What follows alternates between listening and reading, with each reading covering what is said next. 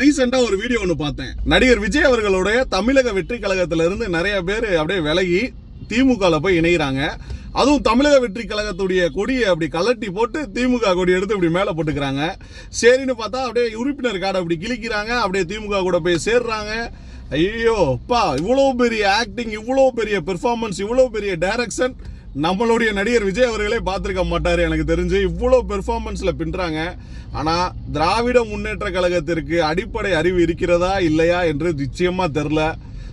அது பிடிச்சவங்க கோடி பேர் இருக்காண்டா, கோடி பேர்கிட்ட போயிட்டு நீங்கள் போய் காசு வாங்க முடியுமா? காசு கொடுத்தா இதில் விலைக்கு வாங்க முடியுமா? அதே மாதிரி ஒரு ஸ்கிரிப்ட் இன்னைக்கு வந்து விஜய் கட்சியிலேருந்து விலகிட்டாங்க, விஜய் கட்சியிலேருந்து விலகிட்டாங்க, விஜய் கட்சியிலேருந்து திமுகவில் போய் சேர்ந்துட்டாங்க.